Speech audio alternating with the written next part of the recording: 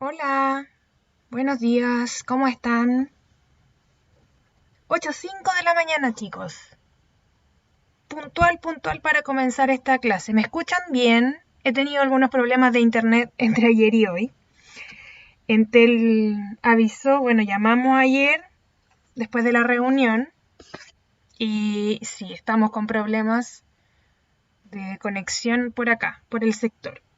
¿Alguien tiene Entel de internet? ¿Se escucha bien? Gracias, Rayen.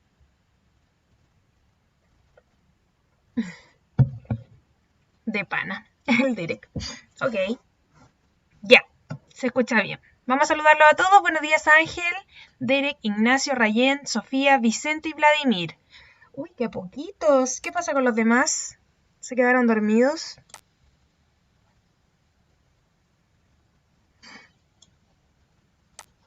Ya, vamos a comenzar nomás. Mala suerte. Esta es nuestra clase 19 de las clases virtuales y habíamos comenzado la semana pasada con la civilización romana. Hoy día la continuamos. Mi idea es que hoy día continuemos y la terminemos la próxima clase, para pasar ya a Edad Media. Ok, les dije que en Roma no vamos a ahondar tanto, vamos a ver muy poquito porque este año por pandemia se priorizó y se dejó en súper poco lo que tenemos que ver de Roma. De todas maneras, les recomiendo, si pueden ver por fuera, hay una película que generalmente yo uso en esta unidad, que es Gladiador. ¿La conocen? ¿La han visto? ¿Sí? A veces la dan en el cable. Gladiador. Anótenla por ahí. Me parece que no está en Netflix, pero creo que, o sí, puede ser. No recuerdo. Parece que sí, que la vi el otro día. O en Amazon, una de dos. Pero igual está en internet, lo puede encontrar fácilmente, ¿eh? Porque es una película ya más antigua, no tan antigua tampoco, de los años 2000 o 90, y que muestra la historia de un emperador romano y de los gladiadores. ¿Ya? Es bien entretenida. Ya, eso. Vamos con la estructura de la clase. Hoy día vamos a ver en el inicio contenido de la clase anterior.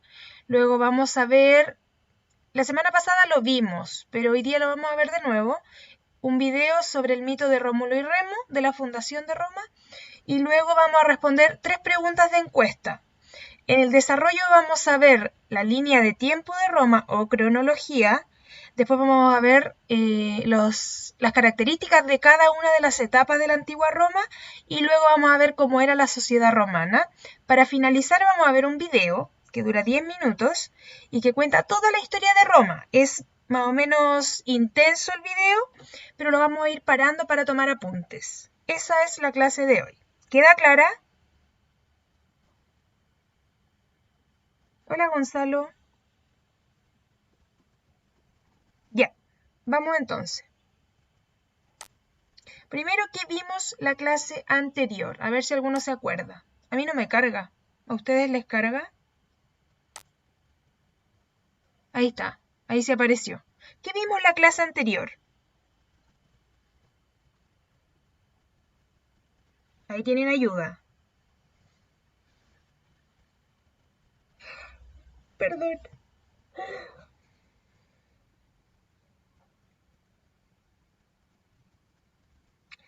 Civilización. ¿Qué civilización, Derek? Ya, romana. Bien. Eso fue como la segunda parte de la clase, porque vimos mitad de una cosa, mitad de otra.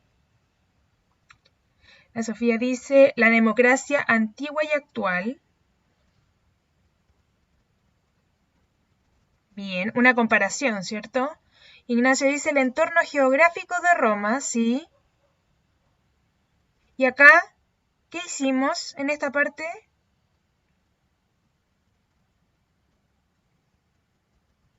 ¿De qué trataba este video?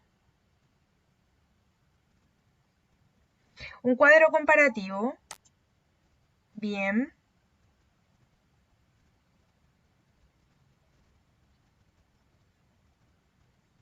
¿Practicamos la democracia en la clase pasada o no? ¿Se acuerdan de eso? La diferencia entre la democracia actual y la antigua. ¿Hicimos un ejercicio de democracia la clase pasada? ¿Cuál es la forma que tiene la democracia de expresarse, de usarse?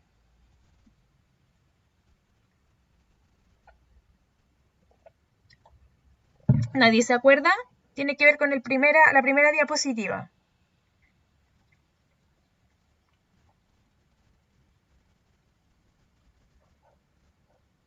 ¿Aló? ¿Están ahí? ¿Me oyen? Vladimir.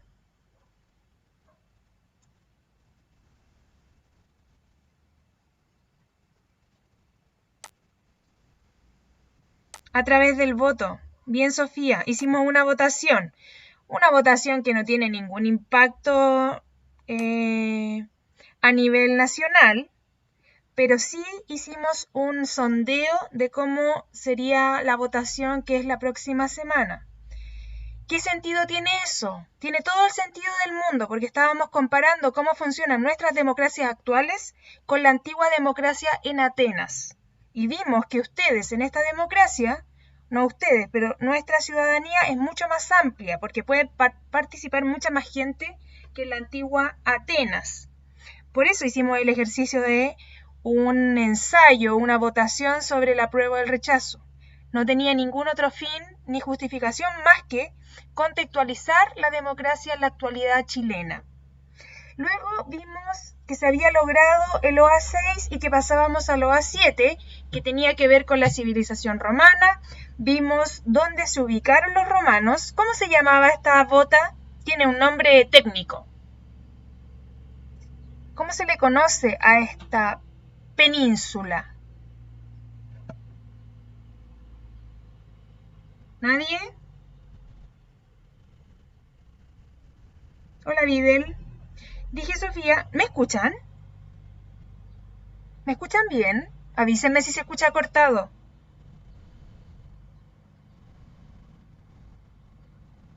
Ya. Les decía, ¿cómo se llama esta península? La bota, en la que se ubicaron los romanos.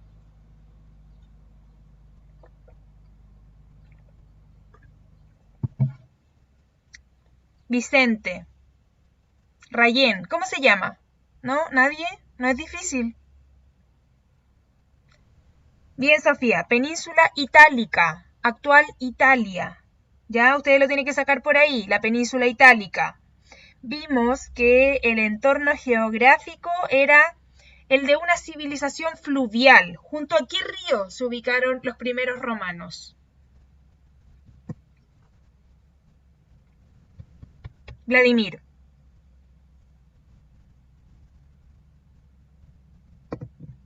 Vladi, ¿estás ahí?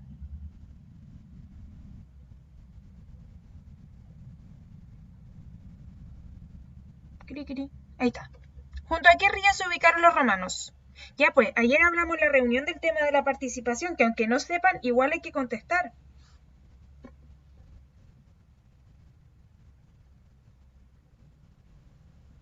No sabe. Ignacio, ¿junto a qué río?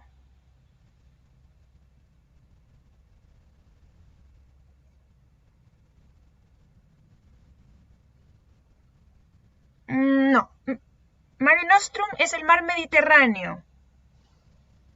Es lo que estaría por acá alrededor.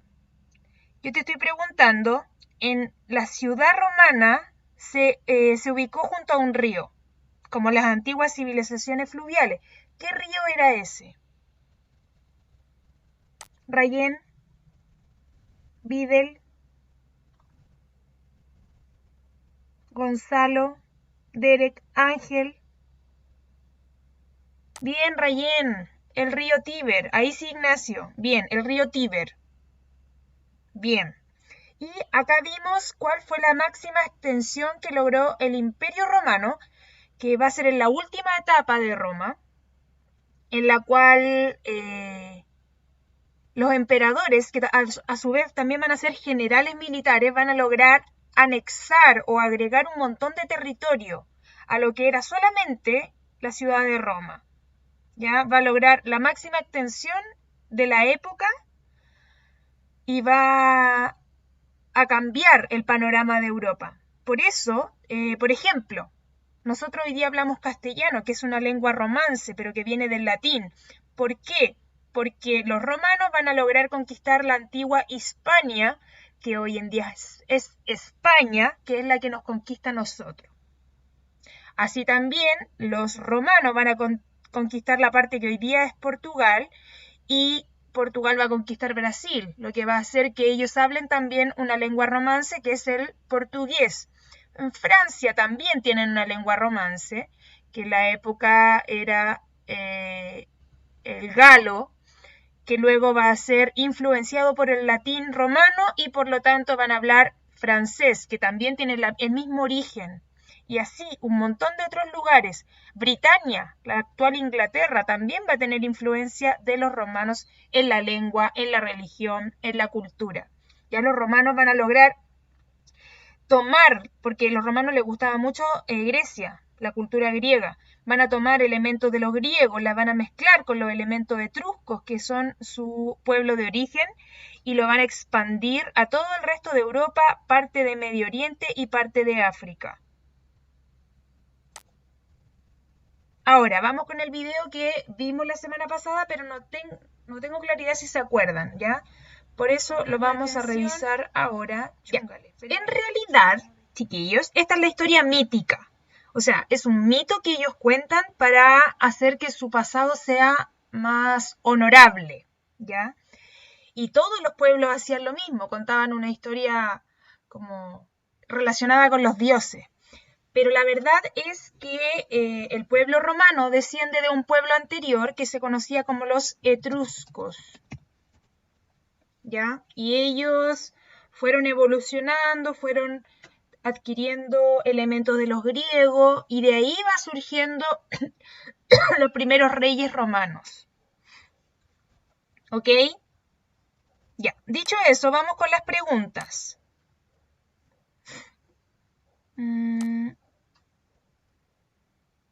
No me carga.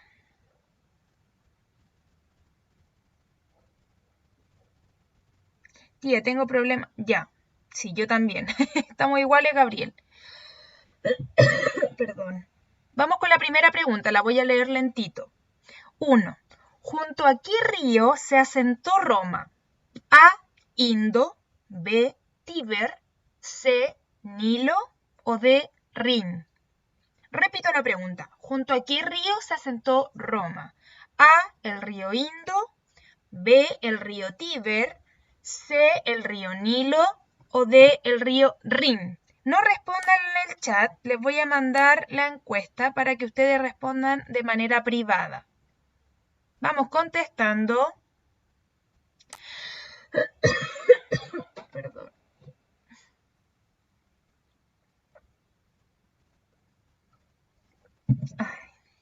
¿Cómo va la encuesta? Me falta que conteste Vladimir, Vicente y Videl. 5, 4, 3, 2, 1. ¿Qué pasa, Videl? ¿Estás ahí? No está la Videl. Ya, ahí va las respuestas. Me parece que las dos personas que respondieron mal son las que estaban menos atentas. El río en el que se asentó y se fundó la ciudad de Roma fue el río Tíber. Bien a los 8 alumnos que contestaron la letra B. Correcto. Ahí está marcada. Está correcto. Segunda pregunta. ¿De qué pueblo decían, ojo aquí, de qué pueblo decían descender los romanos? ¿De qué pueblo decían descender los romanos?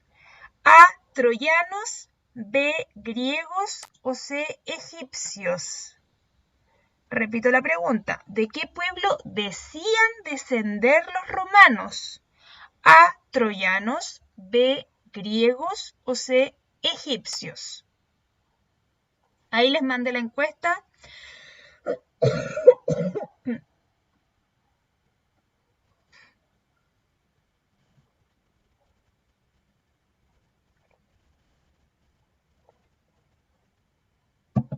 Me falta el Gabriel y el Vicente. El Gabriel solamente ahora. Ok.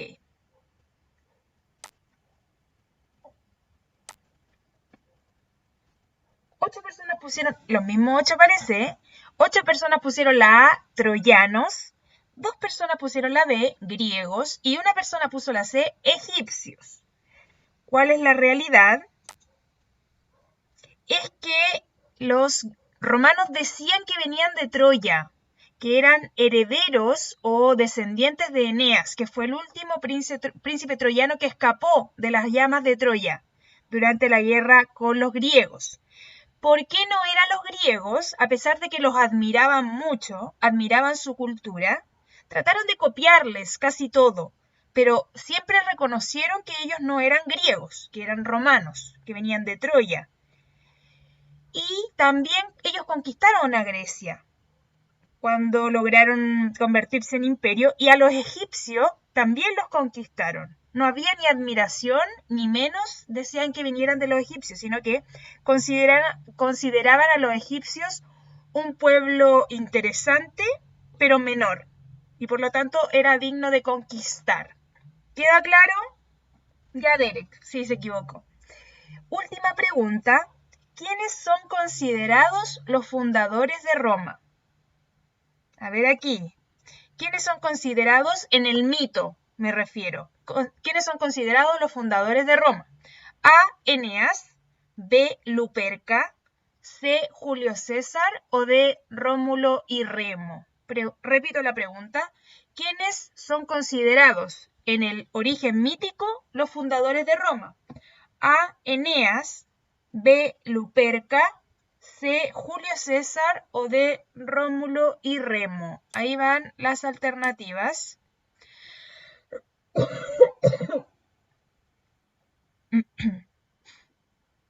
Bien, bien. Me falta Ángel y Vicente. Ángel y Vicente, respondan, por favor. Solo el Ángel me falta ahora. Ya. Miren, los dos más atrasados. Ahí está. Respondí que me salió. Ay, no entendí, Gonzalo. 9 personas pusieron que era la D, Rómulo y Remo, lo que es, vamos a ver, se me salió, ya. ¿Y cuál iba a poner? ¿La D? Ya. Entonces serían 10 personas que pusieron Rómulo y Remo, que era lo correcto, y 2 personas pusieron Julio César. ¿Por qué? Si ni siquiera lo hemos mencionado todavía. Luperca era la loba que los alimentó y Eneas es el que escapó de Troya y llegó a la península itálica, pero de ahí tuvo varios hijos. Los hijos de los hijos de los hijos eran Rómulo y Remo, eran sus descendientes. Bien, vamos ahora con el desarrollo de la clase. Tienen que tomar apuntes. Vamos a ver primero la cronología o la línea de tiempo de la antigua Roma. ¿Ven? Ahí está el símbolo de Roma.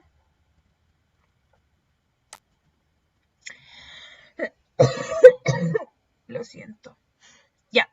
Roma fue fundada en el 753 a.C., ¿cierto? Y eso da inicio a la primera etapa de su historia. Roma tuvo 3 etapas que se dividen de acuerdo a la forma de gobierno, a la forma en que se gobernaban los romanos. La primera etapa es la monarquía, en la cual es gobernado por reyes. La segunda etapa es la república, en la cual es gobernada por cónsules y el senado. Y en la tercera etapa en que hay un imperio, en la cual es gobernada por emperadores, que son como más poderosos que los reyes, es como rey de reyes, ¿ya?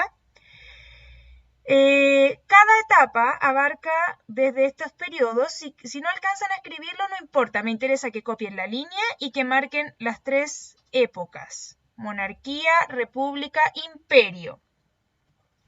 Durante la monarquía, como les decía, se sucedieron 7 reyes.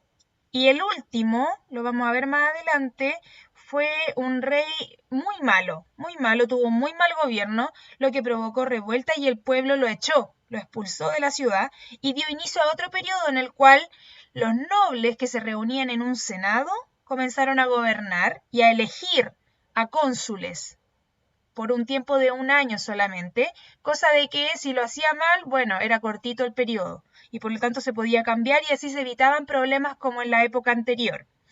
Se adquieren nuevos territorios. En esta época de la República, Roma ya comienza a tener el control del mar Mediterráneo.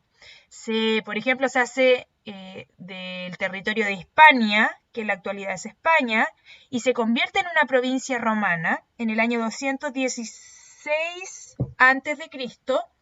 Y en ese mismo periodo había otro pueblo en las costas de África que tenía también harto poder, que era Cartago. Eso va a llevar en que en algún momento Roma y Cartago se van a enfrentar por quién es el que controla finalmente el mar Mediterráneo. Recordemos que Roma ya le había ganado a Grecia, ya le había ganado a Hispania, le faltaba solamente Cartago, que era como su enemigo más fuerte, y se van a enfrentar en las guerras púnicas. Fueron 3 guerras, entre el 262 y el 146 a.C., en las cuales con la tercera guerra Roma va a triunfar y va a destruir la ciudad de Cartago, pero luego la va a reconstruir y la va a convertir en una provincia romana. Esto es en la costa norte de África. Luego, el año 27 a.C., vamos a pasar a otro tipo de gobierno en el cual, bueno, Julio César, que va a ser el último cónsul del periodo de la República, va a heredar su poder a Octavio, Augusto Octavio, que se va a convertir en emperador. ¿Y por qué? ¿Cuál es la diferencia entre la República y el Imperio? Que durante el Imperio el cónsul va a pasar a tener mucho más poder frente al Senado, el Senado va a perder poder y el emperador va a ser aclamado en todas las provincias romanas y el ejército lo va a apoyar para que dure más de un año en el cargo, para que dure varios años y luego para que su cargo ya no sea elegido, sino que el siguiente emperador sea elegido por el mismo emperador en ejercicio. Es decir, no era ¿cómo se dice? Perdón, el cargo no se traspasaba de generación en generación, sino que se traspasaba de emperador y ese emperador cuando iba a morir o cuando estaba a punto de morir, le dejaba el cargo a quien él elegía como siguiente emperador. ¿Se entiende? Generalmente elegía a su general militar más cercano, más de confianza, o podía ser también su hijo o un familiar directo.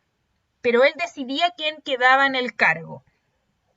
Es en este periodo en que Roma alcanza su máxima extensión, logra conquistar todas las costas en los 3 continentes, o sea, en Europa, en África y en Medio Oriente, logra conquistar mayor territorio. Eso va a provocar algunos problemas también, porque es demasiada gente respondiendo a un solo imperio. Se va a dividir el cargo de emperador, se van a crear, por ejemplo, diferentes cónsules para diferentes regiones, van a haber a veces 2 emperadores que se van a disputar entre ellos, etc. Y va a surgir en el año aquí, ¿dónde está? Acá.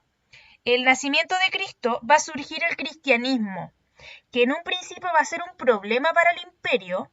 ¿Por qué? Porque los cristianos primero creen en otro dios, uno solo, a diferencia de los romanos que creían en varios dioses. Eso es un primer problema. Y el segundo es que los cristianos van a ser una suerte de rebeldes de la época y el imperio romano los va a perseguir. Los va a encarcelar, los va a castigar. Ya, entonces, todo eso va a ocurrir por todos estos años hasta que en algún momento los romanos van a decir, ¿sabes qué? Tiene tanto impacto y tiene tanta potencia el mensaje cristiano que mejor nos vamos a convertir al cristianismo. Y van a haber emperadores romanos que van a decir, quiero bautizarme cristiano. Y de ahora en adelante el cristianismo va a ser la religión oficial del imperio. ¿Ya? Ese va a ser el periodo de cristianización. Luego van a haber varios gobiernos, varios emperadores que ya se van a considerar cristianos, pero que igual van a seguir haciendo mal algunas cosas, lo que va a provocar la división en el ejército y que van a comenzar a haber invasiones en las fronteras del imperio, y estas invasiones van a terminar por hacer caer el imperio, la parte occidental del imperio, en el año 476, que pone fin al periodo romano. Ya, esto ya va a ser bastante, esto va a dar inicio después a la Edad Media, que es lo que vamos a ver en la siguiente unidad, pero el Imperio Romano cae, la parte occidental, por las invasiones bárbaras que van a destruir de alguna manera el orden romano y se van a apoderar de los antiguos territorios del imperio. ¿Queda clara esta cronología? Fue un poco intensa, les había dicho.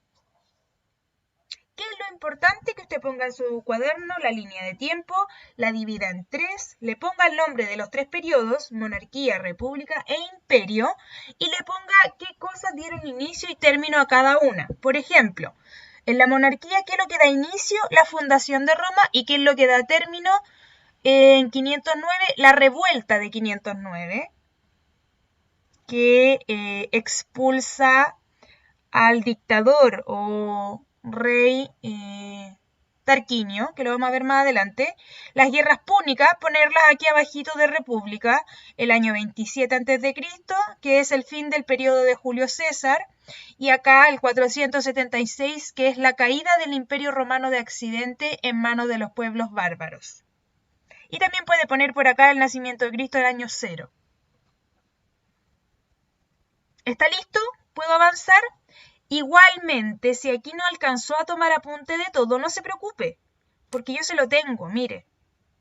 En esta siguiente diapositiva le tengo ordenadito qué pasó en cada una de las 3 etapas. Miren, esta maqueta de Roma me gusta mucho porque muestra muy bien, refleja muy bien el nivel de esplendor que logró la ciudad. Llegó a ser una ciudad habitada por millones de personas y a tener un esplendor en sus construcciones que no se había visto en la historia del mundo hasta ese momento. Acá tenemos el Coliseo Romano, la pista atlética, los templos, las casas de los nobles, edificios, el viaducto, que es por el cual circulaba el agua, etc. Ya, ahora sí, las etapas. Entonces, como le decía, si no alcanzó a tomar apunte de todos los detalles de cada etapa, aquí están resumidos. A mí todavía no me carga, ahí me cargó. ¿Lo pueden ver bien?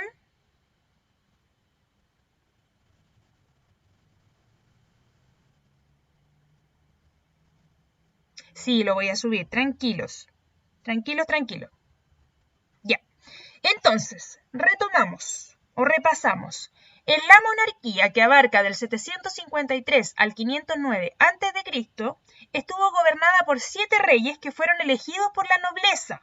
La nobleza, ya vamos a ver, de la época y de Roma se les conocía como los patricios, reunida en el Senado. O sea, solo los nobles, solo los más ricos de Roma podían participar en el Senado y ellos elegían a los reyes.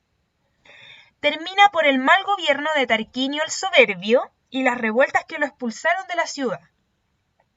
O sea, el último de los reyes fue muy tirano, es decir, hacía lo que se le antojaba, no tomaba en cuenta la opinión del pueblo, solamente se preocupó de su bienestar.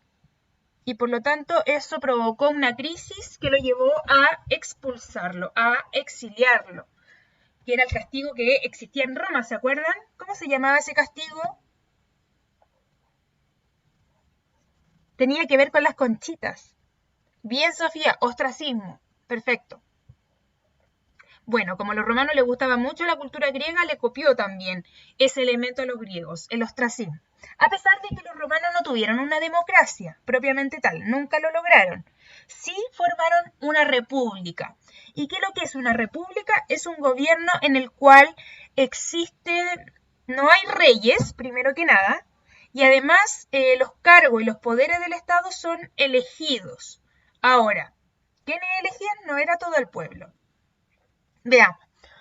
Durante la República, que abarca del 509 al 27 a.C., gobiernan 2 cónsules, junto al Senado. El Senado elige 2 cónsules y ellos, durante el periodo de un año, administran el poder. Y el Senado, que era muy importante, el cual se fue ampliando. Si en un principio eran solo los nobles, durante la República se le va a permitir el ingreso, la participación a otro grupo social, que son los plebeyos, o sea, el pueblo. Sigue sin ser una democracia porque el pueblo no podía votar, solo podía opinar, ¿ya? Roma va a mejorar su situación económica a través de que va a lograr conquistar otras costas del mar Mediterráneo y controlar el comercio, ¿ya? Y eso lo va a llevar a un enfrentamiento, a una guerra contra Cartago, que son conocidas como las guerras púnicas. Van a triunfar los romanos en la tercera guerra púnica. Los plebeyos van a lograr un cargo dentro de la administración romana que se conoce como los tribunos de la plebe. Lo voy a poner aquí porque no lo puse completo. Los tribunos de la plebe. Este cargo, tribuno de la plebe o tribuno, es como juez del pueblo, una cosa así. Eso significa tribuno de la plebe. La plebe es el pueblo, por eso se conocen como plebeyos, personas del pueblo. El cargo de tribuno de la plebe, ¿de qué es lo que servía? Que cuando el Senado votaba una ley que al pueblo no le convenía, un tribuno de la plebe podía impugnar y decir, no, estoy en contra de esa ley. Van a tener que discutirla de nuevo o modificarla.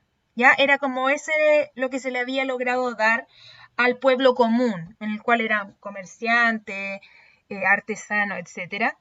Y va a terminar la República con el asesinato de Julio César, que no era emperador propiamente tal, pero sí era un cónsul. Fue un cónsul que logró ganar muchas batallas y aumentar el territorio de Roma, y por lo tanto el Senado le permitió alargar su periodo, o sea, gobernar más tiempo. Pero finalmente al Senado, cuando se le permitió eso, se dieron cuenta que Julio César era muy famoso entre el ejército y el ejército estaba como olvidándose de que hay un Senado también, y empezaron como a pedir que Julio César durara más tiempo, que Julio César fuera un rey. Esto no le gustó al Senado. Dijeron, no, porque este gallo se va a convertir en dictador igual que Tarquinio. Así que, ¿qué es lo que hicieron? Algunos senadores se confabularon para asesinarlo y lo mataron. Lo mataron en la vía pública, lo acuchillaron por la espalda, literal, no figurativo. Cuando uno dice ahora, en la actualidad, me acuchillaron por la espalda, como una manera de decir me traicionaron, eso le hicieron a Julio César de verdad. Varios senadores le enterraron un cuchillo en la espalda. Eso está en varias películas por si les interesa verlo, es súper interesante. El general, que era muy amigo de Julio César y cuando se enteró de esta traición, se toma el poder. ¿Y quién fue él? Octavio, que más tarde fue nombrado Octavio Augusto. ¿Eso qué quiere decir? Augusto significa algo así como máximo emperador, una cosa así. Octavio Augusto, que a partir del año 27 a.C. se va a convertir en un emperador propiamente tal, le va a quitar poder al Senado porque son unos traidores, y él va a acumular más poder, va a gobernar, y después de él van a venir un montón de otros emperadores, muchos, demasiados les diría yo, porque no es necesario aprendérselos todos. Vamos a ver en el video a continuación, que son hartos, pero solamente me interesan los más importantes. Durante el periodo del Imperio, Octavio Augusto y sus siguientes emperadores de Roma le van a dar un plus al ejército, lo van a convertir en un ejército profesional, le van a pagar a los integrantes del ejército, le van a dar mejores armaduras, mejores estrategias, lo van a aumentar en cantidad, y van a tener el ejército más poderoso del mundo en ese momento. Van a construir y mejorar las vías de comunicación, ya sea calles, caminos, viaductos, etc. Va a mejorar la infraestructura de Roma. De ahí viene el dicho, todos los caminos llevan a Roma. ¿Ya? Porque Roma era tan grande que va a requerir de caminos que unan cada territorio. Y también va a aumentar la burocracia del Estado. ¿Qué es lo que es esto? Funcionarios. El emperador va a tener cada vez más consejeros, más personas que trabajen para el Estado y que lo ayuden a gobernar tanto territorio y que también recauden dinero, porque para gobernar tanto territorio se necesita money. ¿Y cómo consigo esa money? Le voy a cobrar a la gente, pues. Les voy a cobrar porque yo le estoy dando, mire, servicio de agua potable. Entonces, págueme un impuesto. Y así aumentó la cantidad de dinero del imperio, pero también gracias a que los emperadores romanos van a enviar, o ellos mismos van a ir, a librar batallas en otros lugares para conquistar territorios y ganarme un botín de guerra. Entonces esos botines de guerra, que eran riquezas, palacios, piedras preciosas, las van a traer a Roma y con eso van a mejorar la ciudad y van a seguir invirtiendo. Pero no van a abandonar los territorios que ganan. Y esa es la clave de que el imperio romano se mantuviera por tantos siglos tan firme. Porque los romanos eran muy eficientes y decían ya, vamos a destruir esa ciudad para gobernarla, pero no la vamos a dejar botada, no. A esa gente la vamos a convertir en romanos, los vamos a convertir en provincia romana, vamos a arreglar lo que destruimos y los vamos a unir a nuestro pueblo. Así lograron conquistar a tantos territorios, porque respetaban a las personas que conquistaban. ¿Se entiende? Eso fue la clave de que lograran abarcar tanto territorio y duraran tanto tiempo.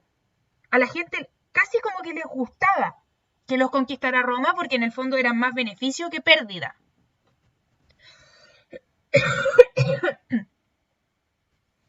Ya, entonces llega a su máxima extensión del imperio y comienza el proceso, esto es lo que le estoy contando, la romanización. ¿Qué quiere decir eso? Que aquellas tierras, aquellas personas que no eran romanas, van a comenzar a empaparse de la cultura romana al ser conquistados y van a querer ser parte de esta Roma. En el fondo es como decir, en la época del Imperio Romano, yo quiero ser romano, porque son los mejores. Entonces va a haber una romanización, la gente va a aprender el idioma, va a aprender el latín, a pesar de que Roma igual permitía que hablaran sus propios idiomas. También les van a permitir, por ejemplo, que sigan creyendo en sus dioses, pero sí les van a pedir que la lealtad sea hacia Roma. Por ejemplo, Egipto. Egipto va a ser conquistado por Roma, pero se le va a respetar ciertas cosas para que ellos quieran ser parte de Roma. Se va a establecer una pax romana, se conoce. En el fondo, ¿qué es eso? Una paz. Una paz romana. Un periodo de esplendor en el cual vamos a evitar el conflicto, la guerra. ¿Para qué? Para que la gente quiera pertenecer, ame a Roma. Le tenga lealtad, le jure lealtad a Roma y a su emperador. Todo esto va a durar un buen tiempo, pero en algún momento van a comenzar a surgir nuevamente conflictos. ¿Por qué? Porque el poder se va a empezar a dividir. Por ejemplo, ya no va a bastar con un solo emperador. El emperador va a tener que nombrar a cónsules, a subcónsules, a procónsules, etcétera, para que logren solucionar los problemas de las regiones más alejadas del país, o sea, del imperio. Y a su vez también el Senado va a empezar a reclamarle al emperador que les tienen votados, que no consideran sus opiniones, etc. Y eso va a provocar que van a empezar a haber problemas, conflictos, y la gente, para evitar el conflicto, para evitar la guerra, guerras civiles, se va a ir de las ciudades a vivir al campo. O sea, siguen viviendo dentro del territorio del Imperio Romano, pero prefieren vivir en el campo donde hay menos atados, menos problemas. Eso es la ruralización, es decir, la gente se vuelve más rural, se va a las zonas rurales. Es como, por ejemplo, si acá en Puente Alto, supongamos el tema de las protestas, que es un conflicto. Yo vivo en el centro de Puente Alto, estoy aburrida de eso, hay demasiada guerra, no, me voy a ir a vivir a Pirque. Por ponerles un ejemplo, me voy a vivir a San José de Maipo, que es una zona rural más tranquila. Eso comenzó a pasar en Roma, a gran escala. ¿Y eso qué provocó? Que las ciudades comenzaron a verse más abandonadas.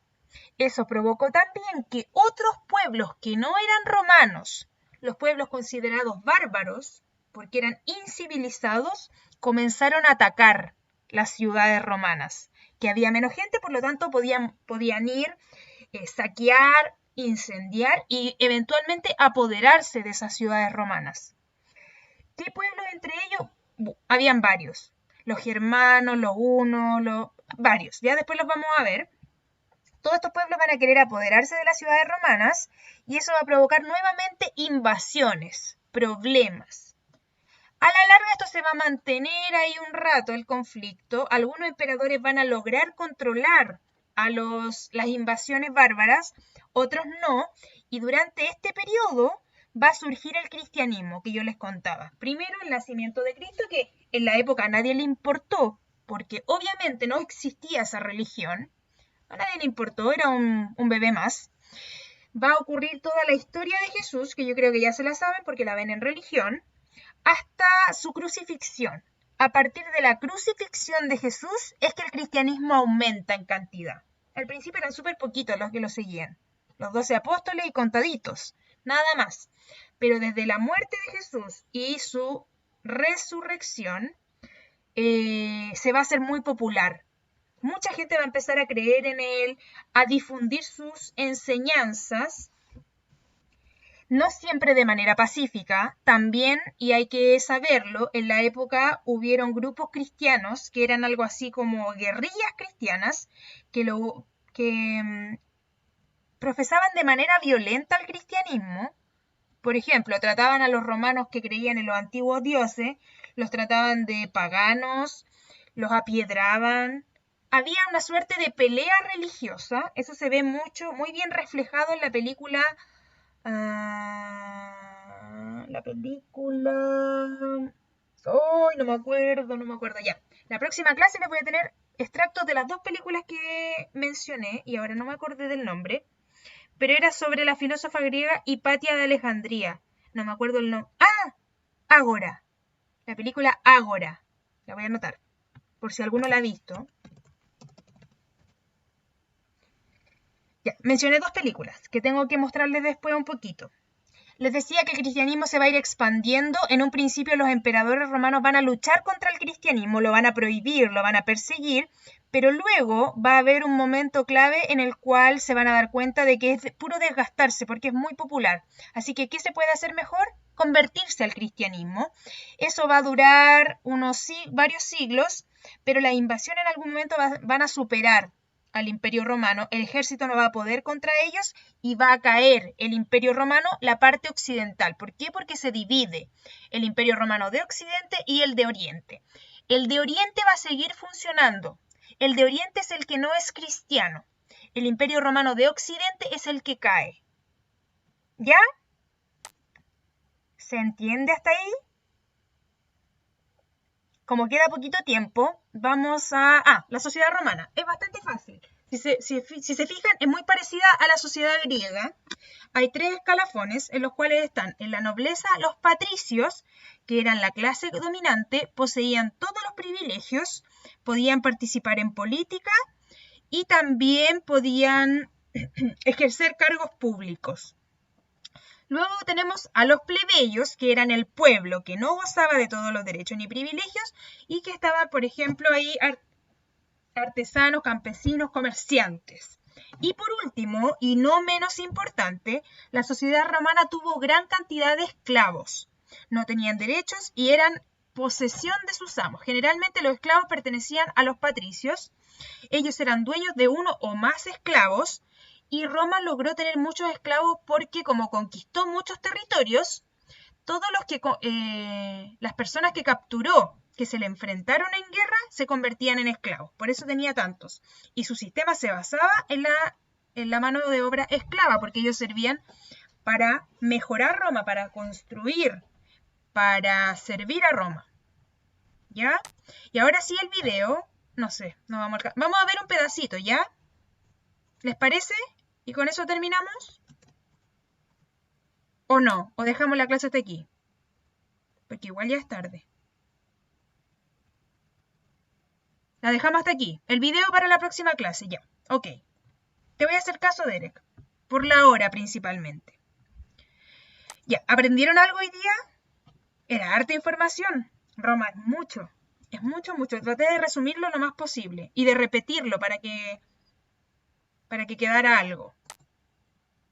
Ya. Me despido entonces. Nos vemos la próxima semana. tenemos clase de orientación y tenemos clase de historia el jueves. Cuídense mucho, traten de no faltar tanto, chicos, porque hoy día igual llegaron poquitos. Ah, y les agradezco tanto los saludos de Día de Profesora. Me encantaron. Chao, chao. Cuídense mucho.